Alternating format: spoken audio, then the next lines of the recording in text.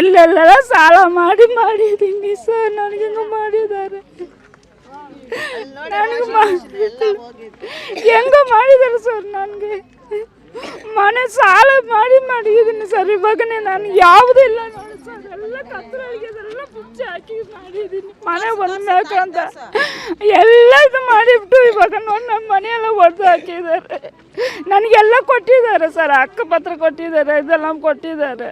ಹಂಗೂ ಹಿಂಗೆ ಮಾಡಿದ್ದಾರೆ ಸರ್. ನಾನು ಏನು ಮಾಡೋದು ಸರ್? ನೋಡಿ ಕಿಟಕಿ ಯಾವುದೂ ಮಾಡಿಲ್ಲ, ಏನು ವಾಸ ಮಾಡಿ ಒಂದು ಜೀವನ ಹಿಂಗೆ ಮಾಡಿಬಿಟ್ಟು ಹೋಗಿದ್ದಾರೆ. ನಾನು ಸಾಲ ಕಟ್ಟಿ ನಾನು ಹಣ ಕೊಟ್ಟಿದ್ದೀನಿ ಸರ್. ಸುಮ್ಮನೆ ಏನು ಬಂದಿಲ್ಲ ಸರ್. ಈ ಸೈಟಿಗೆ ಹಣ ಕೊಟ್ಬಿಟ್ಟೆ ಬಂದಿದ್ದೀನಿ ಸರ್. ಆದರೆ ನಾನು ಹಾಸ್ಪಿಟ್ಲಿಗೆ ಇರುವಾಗ ಬಂದು ಹೊಡೆದಿದ್ದಾರೆ. ಆವಾಗ ಓಡ್ ಬರ್ತಾ ಇದ್ದೀನಿ ಸರ್. 10 ಗಂಟೆಗೆ ಅಷ್ಟೊತ್ತಿಗೆಲ್ಲ ಹೋಗ್ಬಿಟ್ಟಿದ್ದಾರೆ. 20 ವರ್ಷ ಇಂಚಿ ನಾವು ಇದ್ದೀವಿ ಇಲ್ಲೇ ವಾಸ ಮಾಡ್ಕೊನೆ. ಸಡನ್ ಆಗಿ ಬಂದು ನೀವು ಹೊಡೆದ್ಬಿಟ್ರಿ ಅಂದರೆ ಹೆಂಗೆ ಹೊಡಿತಾರೆ ಸರ್? ನಾವೇನು ಸುಮ್ಮನೆ ತಗೊಂಡಿಲ್ಲ ಸರ್, ನಾವು ದುಡ್ಡು ಕೊಟ್ಟು ತಗೊಂಡಿದ್ದೀವಿ. ದುಡ್ಡು ಎಲ್ಲರಿಗೂ ಕೊಟ್ಟು ತಗೊಂಡಿರೋದು. 20 ವರ್ಷ ಇಂಚಿ ಸರ್ಕಾರಿ ಜಾಗ ಅಂತ ಏನು ಬೋರ್ಡ್ ಹಾಕಿಲ್ಲಲ್ಲ.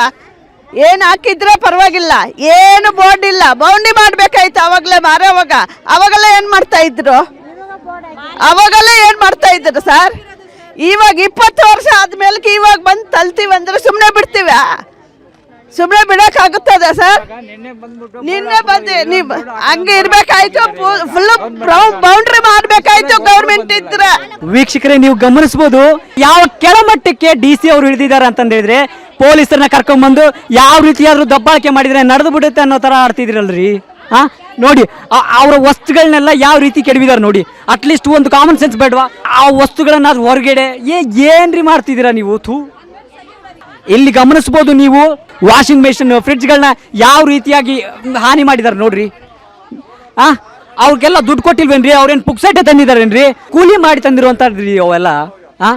ಅಷ್ಟು ಗೊತ್ತಾಗಲ್ವೇನ್ರಿ ಜಿಲ್ಲಾಧಿಕಾರಿಗಳೇ ನಿಮಗೆ? ಅಷ್ಟು ಗೊತ್ತಾಗಲ್ವಾ? ಇಷ್ಟೆಲ್ಲ ಜನ ಅಕಸ್ಮಾತ್ ನೇಣು ಹಾಕೊಂಡು ಪೆಟ್ರೋಲ್ ಹಾಕೊಂಡು ಸತ್ರೆ ನೀವೇನ್ರಿ ಹೊಣೆ ಹಾಕ್ತೀರಾ? ಅವ್ರ ಜೀವಕ್ಕೆ ಹೊಣೆ ಯಾರ್ರಿ? ಅವ್ರು ಬದುಕೋದಕ್ಕೆ ಆಶ್ರಯ ಕೊಡೋರು ಯಾರು? ಈಗ ನಮ್ಮ ವಿಜಯವಾಹಿನಿ ನ್ಯೂಸ್ ಚಾನೆಲ್ನಲ್ಲಿ ಪ್ರಮೋಷನ್, ಜಾಹೀರಾತು, ಅಡ್ವರ್ಟೈಸ್ಮೆಂಟ್ ನೀಡಲು ಸಂಪರ್ಕಿಸಿ 9535808456.